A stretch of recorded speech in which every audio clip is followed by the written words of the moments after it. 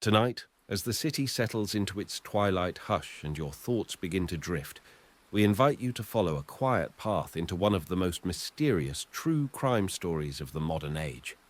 You may have heard whispers, perhaps a name mentioned in passing: Elisa Lam, a young woman full of dreams and anxieties who traveled alone to Los Angeles, a historic hotel, one with deep shadows in its past, an elevator, a strange video, and then silence.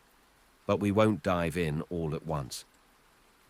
Tonight's story is a slow descent, like fog settling across downtown streets, like water seeping into cracks in the concrete. This is not a tale to be rushed. As you listen, allow yourself to sink into the rhythm of a city breathing at night.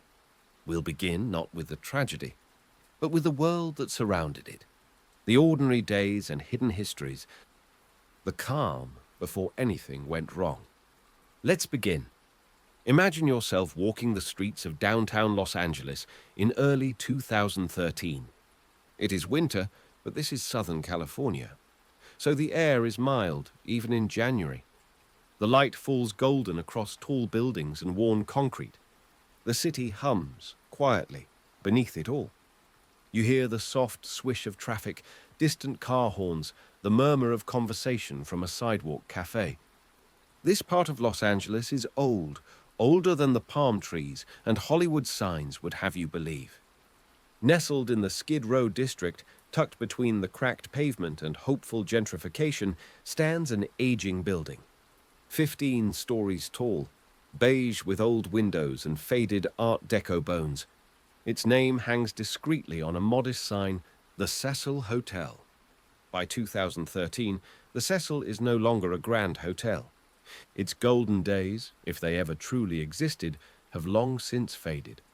Once a bustling destination in the 1920s, the Cecil had fallen into something darker. Its lobby, though still ornate with marble and chandeliers, bore the signs of wear, stains on the carpet, cracks in the plaster, a quiet echo that lingered just a little too long.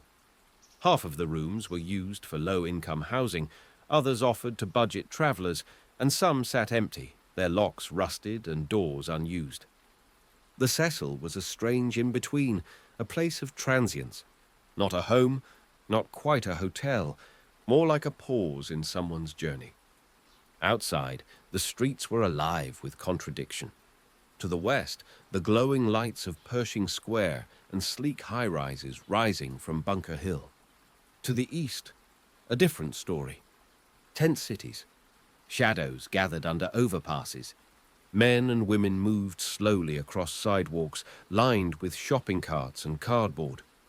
This was Skid Row, one of the most densely concentrated homeless populations in the United States.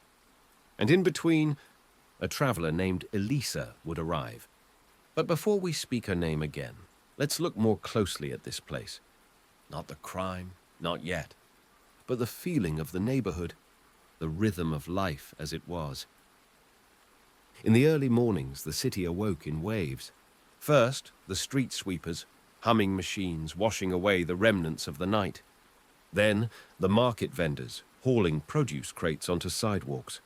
Coffee carts opened with the smell of espresso and warm pastries, and the residents of the Cecil stirred, some quietly descending the stairs in slippers, others drifting through the marble lobby, passing the weary receptionist behind the desk.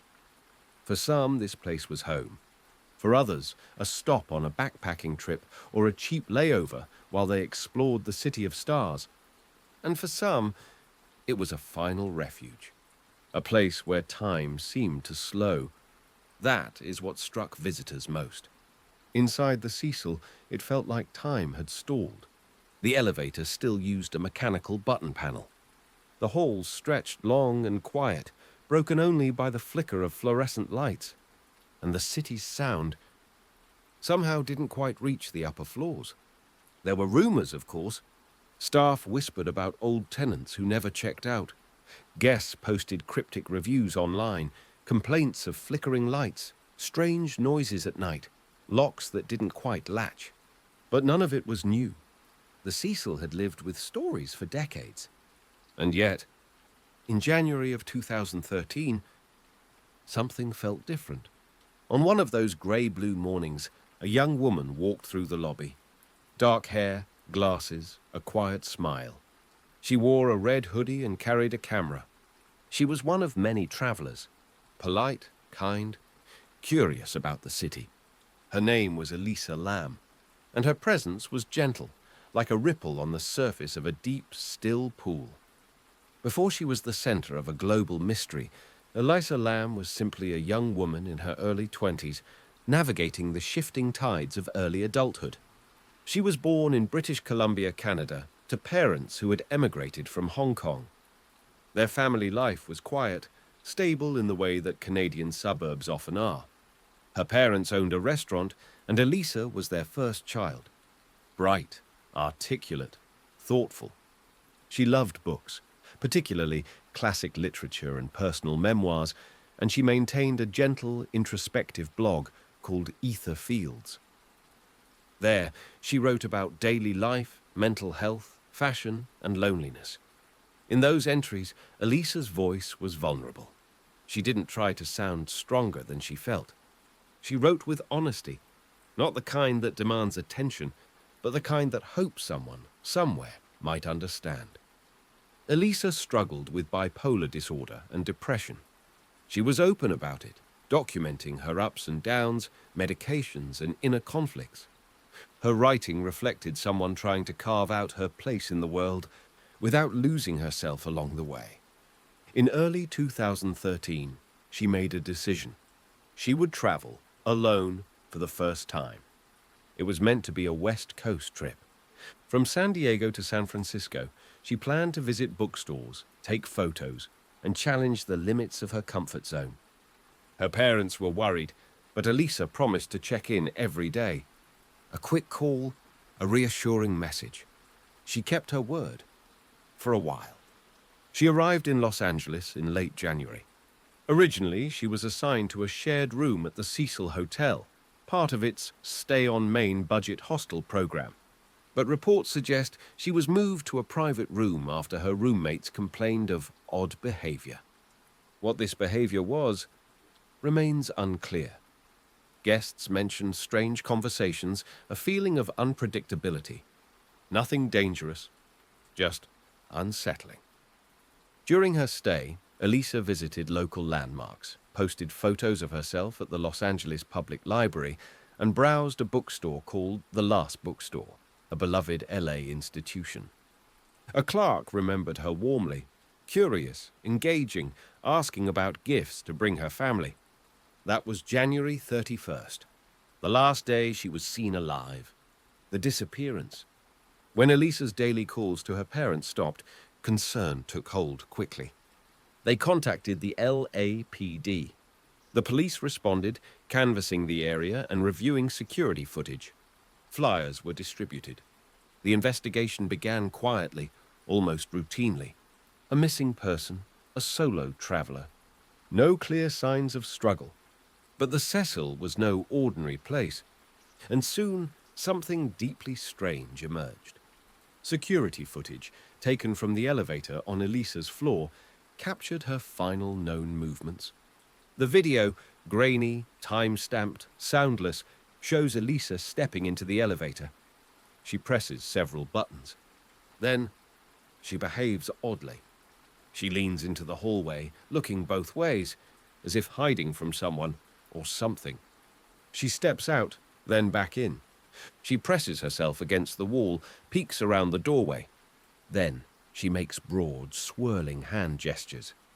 Her arms float and bend in slow, almost ritual-like motions. And then she vanishes. The door remains open for an unusually long time. When it finally closes, she is gone. The footage was released to the public in February. It spread across the internet with unsettling speed. Viewers dissected her every movement. Some believed she was playing a strange game. Others thought she was running from someone. Still others whispered about hallucinations or something more supernatural. Theories bloomed, speculation consumed comment sections, but one thing remained true. No one could find her. For nearly 3 weeks, Elisa Lam was simply gone, until something changed. Not in the search, but in the water. Guests at the Cecil began complaining of strange tasting tap water, low pressure, a strange, dark tint. One guest described the water as black and oily. Another noticed it ran slowly, almost reluctantly. A maintenance worker climbed to the hotel rooftop, home to 4 large sealed water tanks. Inside one of them was Elisa Lam, a still moment. Let us pause here, not to dwell on grimness, but to honor the stillness of this moment. A young woman lost, a city unaware, a hotel that seemed to watch quietly from its corner on Main Street. No one could yet explain how Elisa accessed the roof. The door was alarmed. The ladder to the tanks was steep and locked. The tank itself, tall, sealed, and dark, offered no easy entry. And yet, she was there, floating alone beneath the surface. In the next segment, we'll explore the mystery and mythology surrounding the Cecil Hotel itself, its long, troubled history, the tragedies that came before Elisa, and the lore that grew around them both. The Cecil Hotel has long stood as more than just a building. It is a structure woven into the very mythos of downtown Los Angeles, a quiet observer to nearly a century of light and darkness. Imagine the bones of the city beneath it. Old plumbing, dust-choked air shafts, and the roots of buildings layered atop forgotten footpaths. The Cecil was constructed in 1924, a time of optimism. It was meant to be luxurious, an Art Deco marvel for travelers arriving by train. But within just a few years, the Great Depression hit. Downtown changed. Hope gave way to hardship, and the Cecil's halls began collecting stories. Not the kind whispered by tourists, but the kind that never quite make the news. A history of tragedy. From the 1930s through the 1960s, the hotel developed a reputation as a magnet for misfortune. It became known for hosting the desperate, the lonely, and those on the edge. Guests came and went. Some never checked out. One of the earliest known incidents occurred in 1931. A man named W.K. Norton checked in and died of poison shortly after. There were others. Falling deaths, sometimes ruled suicides. Overdoses, disappearances. Over time, the hotel's reputation began to darken. Locals gave it nicknames. The Suicide Hotel, a House of Sorrow, or simply the Cecil. And then, in the 1980s, it gained a darker shadow still. A man checked in under the name Richard Ramirez. But you may know him as the Night Stalker, a serial killer who terrorized Southern California. He stayed on the 14th floor during his spree of murders. According to some reports, he would return to his room after committing horrific crimes, discard his bloody clothes in the dumpster behind the hotel, and walk through the lobby unnoticed. As the years passed, another killer, Jack Unterweger, a journalist-turned-murderer, also stayed at the Cecil. While writing about crime in L.A., he reportedly strangled multiple women during his stay. It was as if the hotel exhaled darkness, and those attuned to it came closer. Was it cursed? Some believed so. But more likely, the Cecil was simply available, cheap, anonymous, the kind of place where people could disappear. And yet, there were always residents, tenants who lived there for years, people who loved the location, the affordability, the proximity to downtown life. People who grew used to the creaks in the floorboards and the long, sighing pipes. It was never entirely evil, just layered with time and silence. Architecture of isolation. The Cecil's architecture played its own role in this atmosphere. The hallways were long and narrow, with identical doors. Light fixtures flickered just enough to make you question your own vision. Elevators moved slowly, groaning slightly between floors. At night, the wind passed through small gaps in the old windows and sang a quiet song of unease. The rooftop, where Elisa was eventually found, was technically off-limits, but for decades, thrill-seekers had found their way there. There were old fire escapes along the building's side, rusty ladders, back staircases, and always secrets. The water tanks, where her story ended, had been there for years.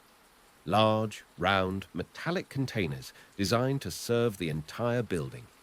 They were not made for entry. Heavy lids sealed them. The water was dark, cold, and still. Even seasoned maintenance workers rarely accessed them. And yet, Elisa did. Somehow. Urban legends and internet mythology. After the elevator footage was released, the internet erupted with theories. Thousands of people, many of whom had never heard of the Cecil Hotel before, suddenly became investigators. They scrutinized Elisa's blog, her Tumblr posts, the choice of hotel, and especially the movements in that video. Some believed she was followed. Others believed she had entered a fugue state brought on by medication imbalance. Some turned to darker possibilities, or the idea that the hotel itself was alive, always a fertile ground for speculation. The strange similarity to the horror film Dark Water, which also featured a girl, an elevator, and a body in a water tank. The presence of a tuberculosis outbreak on Skid Row shortly after her disappearance, and the TB test used was called LAMELISA. The urban legends of the Cecil's haunted status, rumors of ghosts, of cries heard at night, of rooms that never stayed rented. In sleepier corners of the web, these theories morphed into creepypastas and supernatural fiction. But through it all, Elisa remained real, a person, and the Cecil remained a building, not a villain. Its walls didn't whisper, its pipes didn't bleed, but it held a century's worth of human pain. And sometimes, pain leaves an echo. As night deepens and the hum of the city softens into silence, imagine yourself drifting above the Los Angeles skyline, floating gently from the shadow of the Cecil Hotel to the twinkling heights of glass towers nearby. Down below, the streets are not quiet. They stir with the echoes of footsteps and the occasional siren, but above, in the suites of modern high-rises, in penthouse apartments overlooking the same downtown streets, life is very different. This is where the contrast lives, where two worlds, separated by only a few blocks, exist in near total disconnection. Downtown's two faces. The neighborhood that cradled the Cecil Hotel, Skid Row, is one of the most historically neglected and misunderstood areas in the United States. Once a bustling hub for industry and travel, it became a place of last resort. Over decades, it absorbed the weight of policy failures, addiction, mental health neglect, and economic hardship. Today, Skid Row is home to thousands of unhoused individuals. Tents line sidewalks. Outreach workers and volunteers weave between makeshift encampments. It is a place of visible struggle, and, often, invisible people. And yet, just a short walk away, you'll find rooftop bars, luxury lofts, tech startups, and fashion retailers. Boutiques with minimalist signage, smooth jazz playing through art galleries, high-speed elevators whisking guests to cocktail tastings above the clouds. The contrast isn't just stark, it's intimate. You can feel it. Some buildings share a wall with this divide. One side watches the sunrise through floor-to-ceiling windows. The other stares through mesh, barred for safety, facing an alley where morning begins with noise and dust. Elisa's crossing point. Elisa Lam was not a local. She came from Canada, a university student from British Columbia, raised in a suburban home with a supportive family. She kept a blog. She liked bookstores, cafes, and clothes that told quiet stories. She was drawn to the vibrancy of Los Angeles, but it's possible she didn't fully grasp the weight of where she had chosen to stay. She wasn't the first traveler to find herself unexpectedly amid downtown LA's layered chaos. and she wouldn't be the last. Travel forums, years before her visit, featured countless stories. I booked the Cecil for its cheap rate, but the area was terrifying. There were people yelling outside my window all night. I didn't feel safe, even in the lobby. The hotel had rebranded by then. A new name, Stay on Main, a fresher lobby, even separate entrances for long-term residents and short-term guests. But the bones, they remained. Elisa, young and open-hearted, ventured into that space. She documented her travels on Tumblr. She was searching for connection, for experience, for something outside herself. But within those streets, within that divide between aspiration and desperation, something went wrong. She wandered. She paused. She made her way into the elevator, and then she was gone. Forgotten stories and invisible lives. For every story that garners attention, like Elisa's, there are thousands more that go unnoticed. People disappear from Skid Row all the time.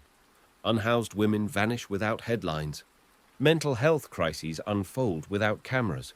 And the cold reality is that Elisa's case received attention largely because she was young, a tourist, not part of the expected narrative, and caught in a viral video. But what of those who lived in the Cecil full-time? Who stayed there not for a few nights, but for years? Whose names are not Googled, whose disappearances are not investigated by internet sleuths? In many ways, the attention paid to Elisa highlights the selective visibility of modern society. When tragedy happens to the privileged, we call it mysterious. When it happens to the poor, it becomes routine. The Cecil didn't create this pattern, it merely revealed it. Those who came and left. In its early years, the Cecil welcomed traveling salesmen, actors, war veterans. Later, it became a haven for the forgotten. Many residents were working class. Some were elderly, with no family left. Some suffered from schizophrenia, bipolar disorder, or PTSD. Conditions largely untreated in the public health system. The hotel staff developed relationships with long-term residents. They knew which tenants needed extra towels, which ones hadn't come downstairs in days, which needed a little kindness in a place that often offered none. For all its darkness, the Cecil was also a home.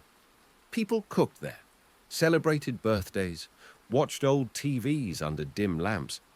They made their way through days and nights in a place the world had written off. And yet, just blocks away, life moved on. Deals were signed in office towers. Films were shot in Art Deco bars. Electric scooters zipped through crosswalks, carrying people unaware of the building with the water tanks and long, whispering halls. Gently closing the curtain. As we come to the end of this long reflection, we return to the heart of the story. Not the horror, not the mystery, but the humanity. Elisa Lam was a daughter, a sister, a student with favorite books and playlists. She struggled, as many do, with the heaviness of her own mind. And in the midst of searching for something, adventure, growth, escape, she encountered a place layered in quiet sorrow.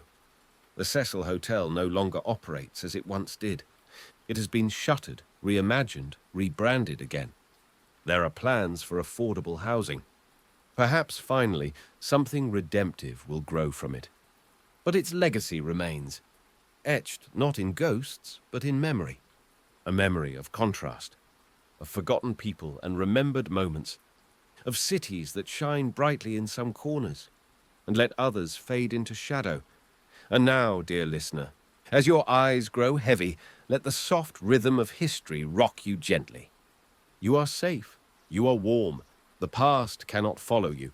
You've walked a long road tonight, from bustling sidewalks to silent rooftops, from one life to another. Rest now in the quiet space between stories. Until next time, good night.